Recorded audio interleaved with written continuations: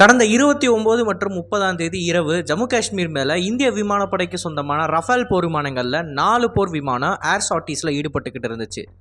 அந்த டைம் பாகிஸ்தானி ஏர்ஸ்பேஸுக்கு உள்ளே பறந்துக்கிட்டு இருந்த JF-17 மற்றும் J-10C போர் விமானங்கள் மேலே நம்மளோட ரஃபேல் போர் விமானங்கள் ரேடார் லாக் பண்ணதாகவும் அண்ட் இந்த ரேடார் லாக்கின் காரணமாக JF-17s J-10Cs அந்த ஏரியாவை விட்டு கிளம்பிட்டதாகவும் ஒரு முக்கியமான செய்தி நமக்கு கிடச்சிருக்கு. அது மட்டும் இல்லாமல் கடந்த 3 நாட்களாக பாகிஸ்தானி விமானப்படையை தூங்க விடாமல் இந்தியா செஞ்சுக்கிட்டு இருக்கு. அதற்கான காரணம் என்ன, ஏன் பாகிஸ்தானி விமானப்படையை நம்ம நிம்மதியாக தூங்க விடக்கூடாது அப்படின்றது தான் இன்றைக்கான காணொலியில் நம்ம பார்க்க போகிறோம்.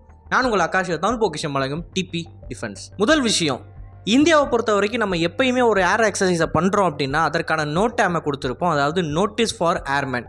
இந்த நோட்டேமோட நோக்கம் என்ன அப்படின்னு பார்த்தீங்கன்னா, கண்டமெனிக்கு இந்த ரீஜனில் போர் விமானங்கள் பறந்துக்கிட்டு இருக்கும். ஸோ இதர விமானங்கள், அதாவது கமர்ஷியல் ஜெட்ஸ் மாதிரியான விமானங்கள் அந்த இடத்துக்கு வர்றப்ப கொஞ்சம் பாதுகாப்பாக செல்லணும் அப்படின்றது தான் நோட்டீஸ் ஃபார் ஏர்மேன் அப்படின்றது. அதற்கு கூடுதலாக நோட்டீஸ் ஃபார் ஏர்மேன் கொடுக்கறதுக்கான ரீசன் இன்னும் நிறையா இருக்குது. பாகிஸ்தானியர்களுக்கு நம்ம சொல்லிக்கிறோம் இது ஒரு எக்ஸசைஸ் தான், மித்தபடி நான் உங்களை தாக்குறதுக்காண்டியெல்லாம் எதுவும் பண்ணலை அப்படின்ற மாதிரியான ஒரு வார்னிங்னு கூட வச்சுக்கலாம். இதே மாதிரி 2 நாட்களும் ஏர் எக்ஸசைஸில் ஈடுபடுவாங்க. இது வழக்கம் போல் நடக்கிறது தான். அதே மாதிரி தான் பார்டருக்கு பக்கத்தில் போர் விமானங்கள் பறக்கிறதும். ஆக்சுவலாக இருக்கக்கூடிய அக்ரிமெண்ட்டின் படி பீஸ் டைமில் பார்டருக்கு 10 கிலோமீட்டர் பக்கத்தில் எந்த நாடும் அதோட போர் விமானத்தை அனுப்பக்கூடாது.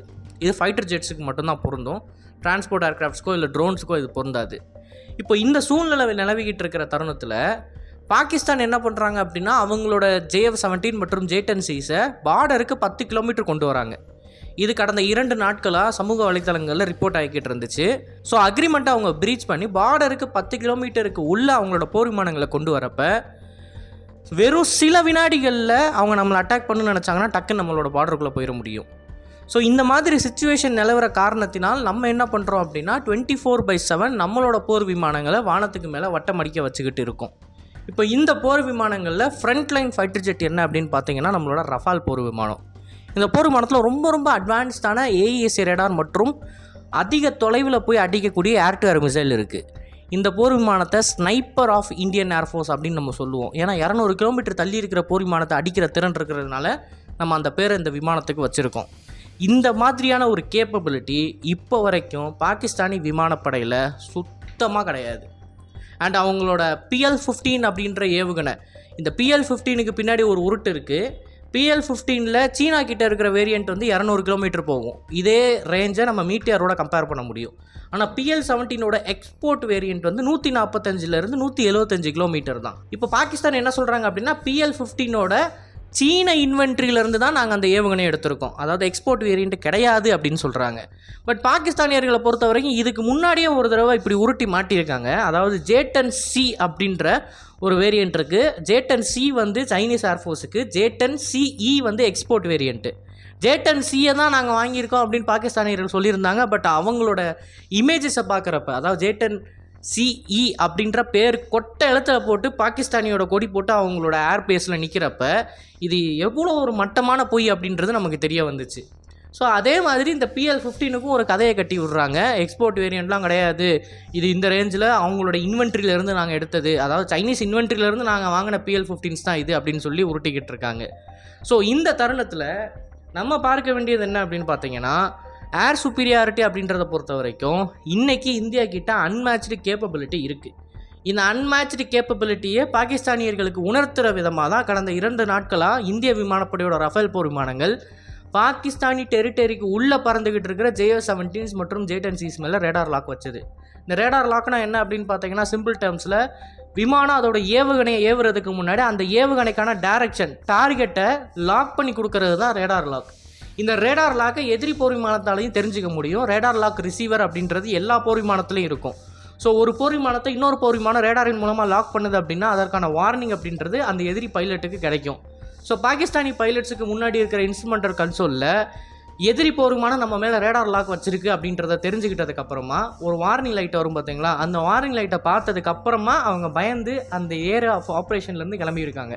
இப்போ இது பீஸ் டைமில் என்ன நடக்கும் அப்படின்னு பார்த்தீங்கன்னா, இது ஒரு இன்சிடென்ட் தான். இந்த இன்சிடெண்ட்டை பாகிஸ்தானி விமானப்படை அவங்களோட மிஷன் முடிஞ்சதுக்கப்புறம் அவங்களோட ஹையர் அஃபீஷியல்ஸ் கிட்ட ரிப்போர்ட் பண்ணுவாங்க. ஜஸ்ட் இந்தியன் ஏர்ஃபோர்ஸ் அவங்க மேலே ரேடார் லாக் வச்சுருக்காங்க அப்படின்னு. பட் இப்போ இருக்கிற சமயம் அப்படின்றது வார் டைம். அண்ட் இந்த வார் டைமில் நம்ம முக்கியமாக பார்க்க வேண்டியது என்ன அப்படின்னா, இந்தியாவாகிய நம்ம மிலிட்டரி ஆக்ஷனில் ஈடுபடுவோம் அப்படின்றத அறிவிச்சிட்டோம் பப்ளிக்காகவே. இந்தியன் கவர்மெண்ட் வந்து அறிவிச்சிட்டாங்க. ஸோ எப்போ வேணால் இந்தியன் ஏர்ஃபோர்ஸ் பார்டரை தாண்டி உள்ளே நுழையலாம்.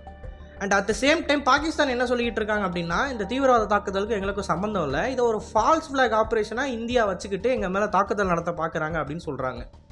இப்போ பாகிஸ்தான் வந்து ஒரு இக்கட்டான சூழ்நிலையில் இருக்குது. உலகத்தில் இருக்கிற எல்லா நாடுகளையும் இதுக்கு எனக்கு சம்மந்தம் இல்லை அப்படின்னு சொல்லி நம்ப வச்சுக்கிட்டு இருக்கிற தருணத்தில் பாகிஸ்தான் ப்ரீஎம்டிவாக நம்ம மேலே அட்டாக் பண்ண முடியாது. இதுதான் அவங்களோட சிச்சுவேஷன். பாகிஸ்தானுக்கு இந்திய விமானப்படைகள் அவங்களோட நாட்டுக்குள்ளே வரப்போகுது அப்படின்றது நல்லா தெரிஞ்சும் இந்திய எல்லைக்குள்ளே ஆப்ரேட் ஆகிக்கிட்டு இருக்கிற இந்திய விமானப்படையோட எந்த போர் விமானத்தையும் அவங்களால சுட்டு தள்ள முடியாது. அப்படி ஒருவேளை சுட்டு தள்ளிட்டாங்கன்னா இந்தியா இதை ஒரு காரணமாக வச்சு முழு நேர போர் தொடுக்கும். ஸோ டெக்ளரேஷன் ஆஃப் வாருக்குள்ளே இதை கொண்டு போகும் அப்படின்ற காரணத்தினால பாகிஸ்தானியர்கள் இந்திய போர் விமானங்கள் அவங்களை நோக்கி வருன்றதை தெரிஞ்சும் அவங்க எங்கேஜ் பண்ணாமல் இருக்காங்க. இப்போ இதை தான் நம்ம சாதகமாக பயன்படுத்தி என்ன பண்ணுறோம் அப்படின்னா, நம்மளோட போர் விமானங்கள் ரேடார் லாக் வைக்கிது அப்படின்னா அந்த ரேடார் லாக் அப்படின்றது எப்போ வேணும்னாலும் அவங்களுக்கு சவப்பெட்டியாக மாறலாம். ஸோ பாகிஸ்தானியர்கள் இம்மீடியட்டாக எவேசிவ் மெனியர்ஸில் ஈடுபட்டு ஆகணும். ஆனால் அதே இது பாகிஸ்தானியர்கள் நம்ம மேலே ரேடார் லாக் வச்சாங்க அப்படின்னா நமக்கு தெரியக்கூடியது என்னென்னா, கிளியராக இது ஜஸ்ட் ஒரு வார்னிங் தான். ஏன்னா பாகிஸ்தானியர்கள் கண்டிப்பாக சுட மாட்டாங்க. அப்படி சுட்டாங்க அண்ட் அந்த விமானம் இந்தியன் டெரிட்டரிக்குள்ளே விழுந்துச்சு அப்படின்னா டெக்ளரேஷன் ஆஃப் வாரை வந்து இந்தியாவால் செய்ய முடியும். ஸோ இந்த இடத்துல முக்கியமாக நான் புரிஞ்சிக்க வேண்டியது, Pakistani military or Pakistani air force capable கிடையாது அப்படின்றத நான் சொல்ல வரலை. They are well capable. ஒரு ப்ரீஎம்டிவ் ஸ்ட்ரைக் பண்ணுறதுக்கான எல்லா எக்யூப்மெண்ட் மற்றும் எக்ஸ்பீரியன்ஸும் அவங்களுக்கு இருக்குது. பட் இருந்தும் பண்ணாததுக்கான ரீசன் வந்து அவங்களுக்கும் பஹல்காமுக்கும் இருக்கக்கூடிய இந்த தொடர்பு அப்படின்றத கேன்சல் பண்ணுன்றதுனால, அதை விட்டு தள்ளி வரணுன்றதுனால அவங்க அதை பண்ண மாட்டாங்க. ஸோ இப்போதைக்கு இந்திய விமானப்படையோட இந்த ஆக்ஷன்ஸை நம்ம எப்படி பார்க்கலாம் அப்படின்னு பார்த்தீங்கன்னா, பாலக்கோட் ஏர் ஸ்ட்ரைக்கு முன்னாடி இந்தியாவோட MiG-29 மற்றும் சுகாய் Su-30 MKIs ஸ்வீட் ஸ்வாட்டீஸ் அப்படின்னு சொல்லக்கூடிய ஒன்றில் இயங்கிக்கிட்டு இருந்துச்சு. இதெல்லாம் என்ன அப்படின்னு பார்த்தீங்கன்னா, திடீர்னு ஒரு 7-8 போர் விமானம் ஃபார்மேஷனில் பாகிஸ்தான் பார்டரை நோக்கி அதிவேகத்தில் போகும். உடனே பாகிஸ்தானியர்கள் என்ன பண்ணுவாங்கன்னா, ஓகே நம்மளை அட்டாக் பண்ண வருது அப்படின்னு சொல்லிட்டு அவங்களோட போர் விமானத்தை ஸ்கிராம்பிள் பண்ணுவாங்க இந்த போர் விமானங்களை இன்டர்செப்ட் பண்ணுறதுக்கு. வந்த வேகத்திலே திடீர்னு பார்டருக்கு பக்கத்தில் வந்ததுக்கப்புறம் இந்த ஃபார்மேஷன் யூட்டன் அடித்து வேறு பக்கமாக போயிடும். இப்படியே நம்ம 2 நாளாக பண்ணிக்கிட்டே இருப்போம். இப்படியே நம்ம பண்ணிக்கிட்டு இருக்கிறப்ப எந்த ஃபார்மேஷன் தாண்டா நம்மளை அடிக்க வருது அப்படின்றது பாகிஸ்தானியர்களுக்கு தெரியாமல் குழம்பி போயிருப்பாங்க. மற்றும் அவங்களோட போர் விமானங்கள் ஸ்கிராம்பிள் ஆகி ஒரு பெரிய ஸ்ட்ரெஸ்ஸை வந்து அவங்க சந்திச்சுக்கிட்டு இருப்பாங்க. இப்போ அவங்கள கம்பேர் பண்ணுறப்ப நம்மக்கிட்ட 2 மடங்கு அதிகமான போர் விமானங்கள் இருக்கிற காரணத்தினால் நம்ம மேலே அந்த ஸ்ட்ரெஸ்ஸு கம்மியாக தான் விழுகும். பட் அவங்கக்கிட்ட போர் விமானங்களோட ஸ்ட்ரென்த்து கம்மியாக இருக்குது, ஏரியல் ரீஃப்யூலிங் ஸ்ட்ரென்த்து ரொம்ப கம்மியாக இருக்குது, இது கூட ஏவாக்ஸ்லேருந்து எல்லாமே கம்மியாக இருக்குன்ற சூழ்நிலையில் அவங்களோட விமானப்படையால் நம்மளோட அக்ரெசிவ் சார்ட்டீஸு டீகாய் சார்ட்டீஸை வந்து ஹேண்டில் பண்ண முடியாமல் ஒரு டைமில் டயர்ட் ஆவானுங்க.